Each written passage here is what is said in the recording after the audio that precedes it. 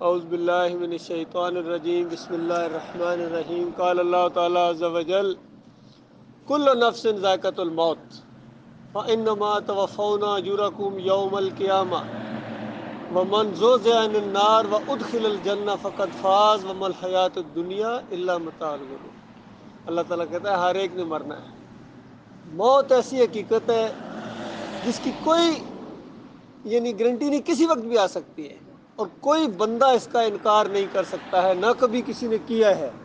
اللہ کا لوگوں نے انکار کر دیا، ایسے بھی لوگ کہتے ہیں اللہ ہے ہی کوئی نہیں، لیکن موت کا وہ بھی انکار نہیں کر سکے کہ موت کوئی نہیں ہے۔ ہر ایک نے مرنا ہے میرے پیارے بھائیوں۔ مرنے کے بعد کیا ہوگا؟ اللہ تعالیٰ کہتا ہے کہ جو کچھ دنیا میں کیا ہے نا، اسی کا پورا بدلہ آپ کو دیا جائے گا۔ اور اس دن قیامت کے دن جو جہنم کی آگ سے بچایا گیا اور جنت میں داخل کرنے کا اس کو حکم ہو گیا، تو اللہ تعالیٰ کہتا ہے فقط فاز، یہ صحیح معنوں میں کامیاب ہے، سمجھو یہ صحیح معنوں میں عقل مند ہے۔ دنیا میں آپ نے سنا ہوگا فلاں بڑا کامیاب ہے جی، فلاں بڑا خوش قسمت ہے جی، فلاں بڑا عقل مند ہے جی، اس طرح کی باتیں، فلاں بڑا امیر ہے جی، فلاں بڑا سکھی ہے جی، یہ سارے الفاظ آپ نے سنے ہوں گے۔ مالک فرماتا ہے یہ صرف آپ کی باتیں ہیں، اس کا حقیقت سے کوئی تعلق نہیں ہے۔ اللہ کے نزدیک عقل مند، سکھی، خوش قسمت وہ ہے جو جنت میں جانے کے لیے اس کو اللہ نے حکم دے دیا۔ دنیا میں آپ نے دکھ، پریشانیاں، مصیبتیں سنی ہوں گی، فلاں بڑا جناب وہ دکھوں میں، فلاں بڑا مصیبت زدہ ہے جی۔ یقین کیجئے اصل مصیبت زدہ، اصل دکھوں والا وہی ہے جو جہنم میں جائے گا۔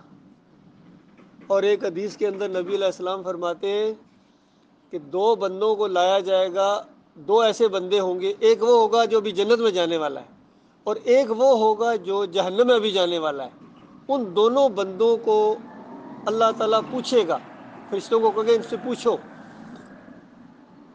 ایک ایک جھلک دکھا کے، پہلے جنت والے کو جنت کی ایک جھلک دکھائی جائے گی، ابھی اندر نہیں گیا ہے، صرف جھلک دیکھی ہے اس کی، اور پھر اس سے پوچھا جائے گا اور یہ وہ بندہ تھا جو دنیا میں سب سے زیادہ پریشان رہا تھا۔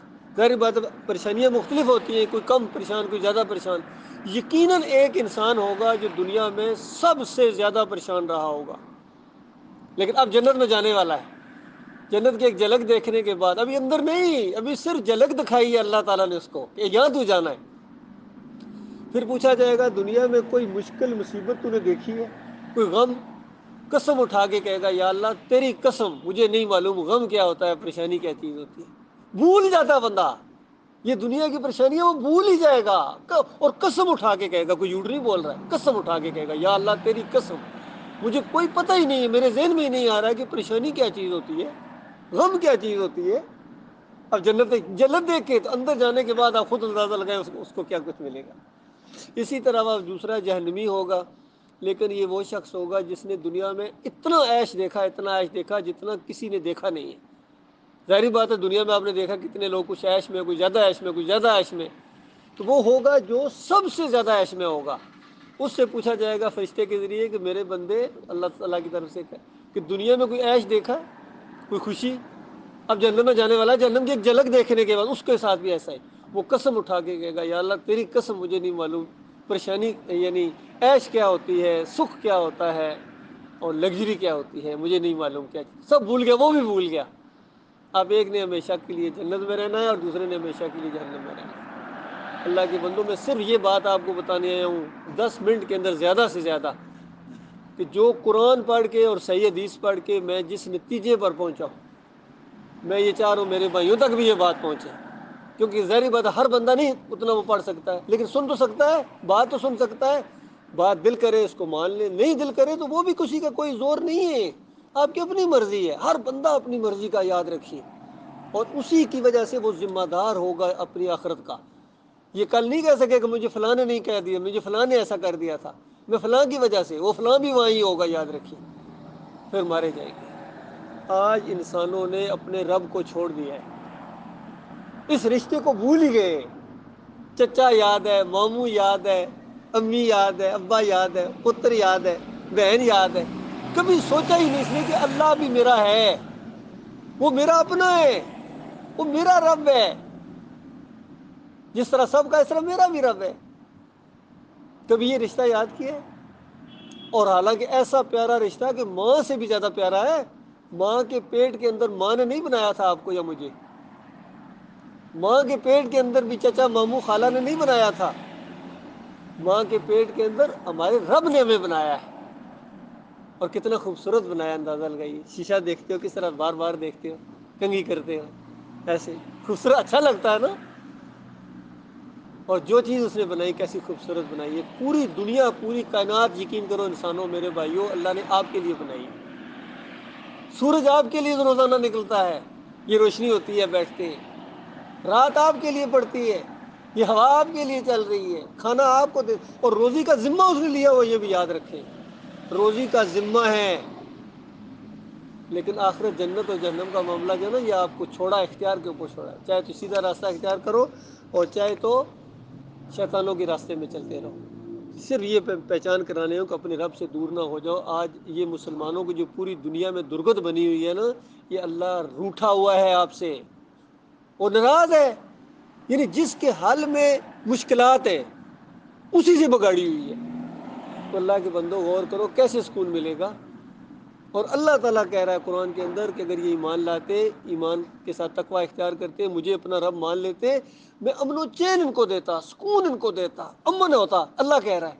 اللہ کی بات تو جھوٹی نہیں ہو سکتی. دوسری طرف یہ بھی اللہ کہہ رہا ہے وَأَنْتُمُ الْأَعْلَوْنَ إِن كُنتُم مُؤْمِنِينَ, تم دنیا میں سر بلند رہو گے اگر تم مومن بن جاؤ. تو ہم آج پڑھتے ہیں قرآن کو کہ یار مومن بھی ہیں, کوئی اللہ کا وعدہ بھی سچا ہے, کچھ سمجھ کو نہیں آ رہی مسئلہ کیا ہے. مومن بھی ہیں, ہم اپنے آپ کو مسلمان کہتے ہیں, کلمہ ہم پڑھتے ہیں, نمازیں ہم پڑھتے ہیں, روزے ہم رکھتے ہیں, سب کچھ ہم کرتے ہیں, پوری دنیا میں ذلت اور خواری بھی ہمارے ساتھ لگی ہے. تو اللہ کا وعدہ ہے کہ تم سر بلند رہو گے. یہ کیا مسئلہ, یہ نہیں سمجھ آ رہا. تو سمجھ آنا چاہیے, سوچو گے تو سمجھ آئے گا. اللہ کا وعدہ قائم ہے, اللہ کا وعدہ سچا ہے. جس طرح بھی آپ ماشاء اللہ مزدور ٹائپ لوگ ہیں, جس طرح بھی کوئی آپ جاتے ہیں مزدوری, تو کیا ہوتا ہے, بھائی یہ کام کرو یہ پیسے ملیں گے, ایسا ہی ہوتا ہے نا. یا کوئی اور معاملہ, یہ کام کرو یہ پیسے ملیں گے, ایسا ہی ہے نا. آپ وہ شام کو آئے, آ کے دیکھیں آپ نے ایک اینٹ ادھر سے ادھر نہیں اٹھائی ہے, ایک بلاک نہیں اٹھایا ہے, وہ کہے یار سیٹھ صاحب دے دو, آپ نے کہا تھا میں 10 دینار دوں گا. وہ کہے گا ایک کام تو نے نہیں کیا, کس چیز کے تمہیں دوں. یہ ہے یا نہیں ہے. اتنی بات تو سمجھ آ گئی ہے نا. اتنی بات سمجھنے کے لیے کتنے علوم کی ضرورت ہے مجھے بتائیے. عربی جاننے کی ضرورت ہے, یا انگلش جاننے کی ضرورت ہے, یا گردانے جاننے کی ضرورت ہے, کتنی کیا ضرورت ہے.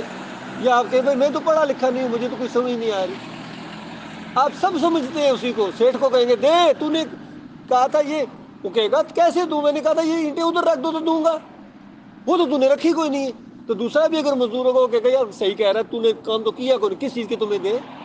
یہ بات سمجھ میں آتی ہے. تو یہی معاملہ اللہ تعالیٰ کہہ رہا ہے تم مومن بن جاؤ, میں تمہیں دنیا کا حاکم بناؤں گا. اور ہم مومن بنے کرو کہ حاکم نہیں بنا رہا, پتہ نہیں کیا چکر ہے, دیری ہو رہی ہے. پہلے تو بنایا تھا, آپ کیوں نہیں بنا رہا, پہلے مومن بنے تھے. آج اللہ کو مانتے نہیں ہیں, یہ مسلمان نہیں مانتے تو دوسروں کو میں کیا گلا کروں, سکھوں ہندوؤں اور عیسائیوں کے بعد میں کیا کروں. یہ عقیدے مسلمانوں کے ہیں. اولاد نہ ہو, فلاں دربار پر جاؤ جی, وہاں چلاوا چڑھاؤ تو بچہ پیدا ہوگا. بتاؤ, وہ پھر بچہ پیدا ہوتا ہے, کہتے ہیں ماوا نو دینا ہے بچڑے پیرا, پیڑا نو دینا ہے ویر بلا. بابا شاہ جمال پتر دیوی رتے لال, یہ مسلمان کہہ رہا ہے, ہندو نہیں. مسلمان کہہ رہا ہے, اللہ کے بندو لا الہ الا اللہ محمد رسول اللہ پڑھنے والا کہہ رہا ہے. لا الہ الا اللہ کہتا ہے, اللہ کے علاوہ کوئی الہ نہیں. اس کو الہ کا مطلب نہیں آتا ہے کہ الہ تو وہ ہوتا ہے جو اولاد دیتا ہے, وہ الہ ہوتا ہے. جب تو نے کہا کہ پیرا دیتا ہے تو الہ تمہارا ختم ہو گیا, تمہارا کلمہ ختم ہو گیا. تو نے کلمے کے اوپر ایک اور لا چلا دی, تب مسئلہ بڑا ہے. مشکل مصیبت آئی ہے, یا علی مدد, یا رسول اللہ مدد. وہ اللہ کیا کر رہا ہے, وہ آرام فرما رہا ہے. نعوذ باللہ, وہ ہر لمحے کام میں ہے, ہر لمحے. ایک ہی لمحے میں سارے انسان اس کو پکارے, سب کو مدد کرنے کے اوپر قدرت رکھتا ہے. سب کی زبانیں جانتا ہے, کوئی پشتو, کوئی اردو, کوئی انگلش. کئی دفعہ ہم انسان ایک دوسرے کی زبان نہیں جانتے. اگر مجھے پشتو نہیں آتی, کوئی مجھے کہے گا, میں کہوں یار کیا کہہ رہا ہے. اللہ ایسا نہیں ہے کہ کیا کہہ رہا ہے, پشتو میں مانگ رہا ہے, مجھے کیا کروں, یہ انگلش میں مانگ رہا ہے. وہ ہر زبان, وہ دل کے وسوسے والی زبان کا بھی خالق ہے. دل کے اندر جو سوچتے ہو نا, اس کو بھی وہ جانتا ہے. بلکہ سوچنے سے بھی پہلے جانتا ہے کیا سوچے گا. وہ ایسا رب ہے. اس کے ساتھ ہو جاؤ، قریب ہو جاؤ، بچ جاؤ گے، دنیا کی ذلت سے بھی بچو گے، جہنم کی آگ سے بھی بچ جاؤ گے۔ ورنہ یاد رکھنا، نمازوں کے باوجود، روزے کے باوجود، حج اور عمرے کے باوجود، سب کچھ تہجد گزاریوں کے باوجود ہمیشہ کی آگ میں رہنا پڑے گا۔ آج میں آپ کو بتا رہا ہوں، یہ قرآن و حدیث کا آخری فیصلہ ہے، مانو یا نہ مانو، دل کو اچھا لگے یا نہ لگے، اس کے ساتھ اس کا کوئی تعلق نہیں ہے۔ یہ آپ کو نہیں اچھا لگا، پتہ نہیں کیوں آگے یہ بات کہہ رہے ہیں۔ ہمارے مولوی صاحب رضوی، وہ بڑے عالم تھے، انہوں نے تو کوئی نہیں یہ بات بتائی۔ بھائی انہوں نے نہیں بتائی تو ان کا قصور ہے، وہ بہت مجرم ہوں گے اگر یہ بات انہوں نے نہیں بتائی ہے نا۔ قرآن کا نچوڑ انہوں نے نہیں بتایا آپ کو، کلمے کا مطلب ہی نہیں بتایا انہوں نے، نمازیں پڑھائی ہے، قرات بھی ٹھیک کر دیا آپ کی، قرآن پڑھنا بھی سکھا دیا، لیکن قرآن کے پہلے صفحے کے اوپر جو توحید لکھی ہوئی تھی، اللہ کی حمد و ثنا کے بعد ایاک نعبد و ایاک نستعین، نہیں بتایا صحیح طریقے سے کہ اللہ ہم تیری عبادت کرتے ہیں، تجھ سے مدد مانگتے ہیں، تجھ سے۔ یہ تجھ کیا چیز ہے؟ تجھ جب کہتے ہیں تجھ سے، اللہ کو کہہ رہے ہوتے ہو نا۔ آج ہماری علماء نے بڑی بڑی کتابوں میں لکھ دیا، نہیں جی اللہ کے بندوں کو بھی پکارو تو یہ بھی اللہ ہی کو پکارنا ہے۔ بتاؤ کیسے بندوں کو پکارنا، اللہ کو پکارنا کس طرح یار؟ تو پھر مشرکین مکہ کا کیا قصور تھا؟ نبی علیہ السلام کے ساتھ جھگڑا کیا تھا ان کا؟ مکے سے نبی علیہ السلام کو کیوں نکالا گیا تھا؟ کبھی سوچا آپ نے؟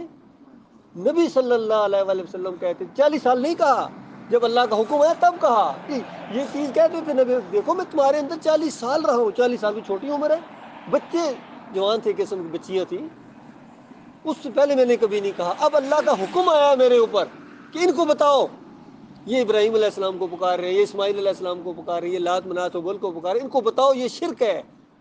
اچھا جی، پھر ہمارے بڑے باؤ دادا جی کا کیا بنے گا؟ وہ کیا بنے گا؟ وہ تو گئے پھر فارغ۔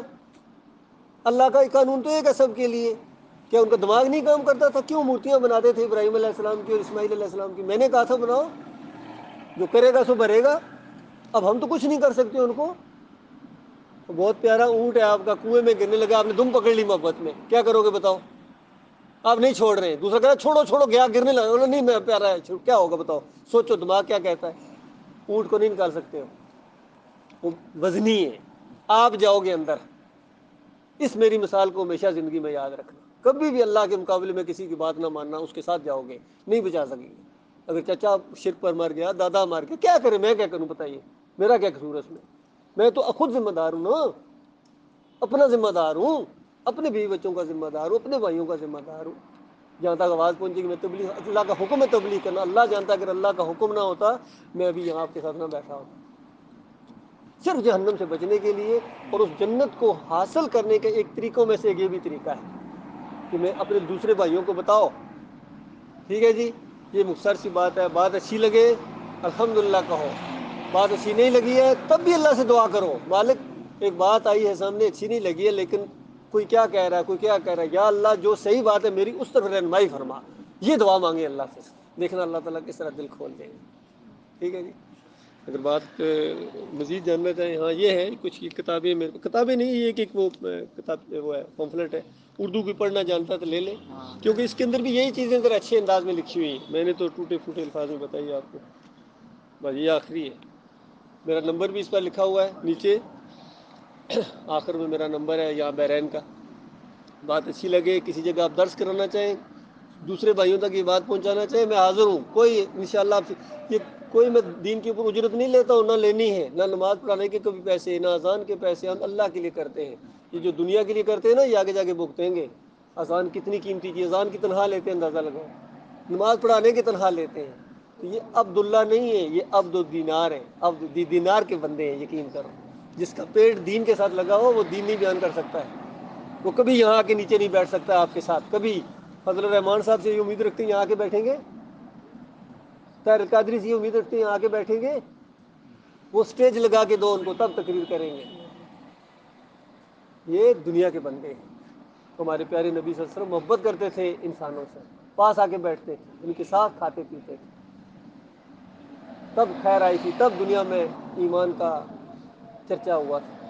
وہ ایمان کہتے صحابہ کرام ایسے نہیں تھے، وہ عرس اور میلے نہیں کرتے تھے، چادریں نہیں چڑھاتے تھے، ڈول ڈمکے نہیں کرتے تھے، گانے بجانے نہیں کرتے تھے، وہ مجاہد لوگ تھے، مومن تھے، وہ فرقوں میں نہیں بٹے ہوئے تھے، ایک اللہ کی بندگی کرو، ایک نبی کی پیروی کرو، ایک رات، کتنی سادہ سی بات دیکھا جائے تو لیکن آن گراؤنڈ انہوں نے اتنا مشکل بنا دیا ہے، اتنا سارے مدرسوں سے فارغ ہیں تو سارے سندے لے کے آئے ہوئے، کہتے میں سند لے کے، بریلوی کی سند دیوبندی نہیں مانتا، دیوبندی کی سند اہل حدیث نہیں مانتا، اہل حدیث کی شیعہ نہیں مانتا، تو کون سی سند، کدھر میں سند کو رکھوں؟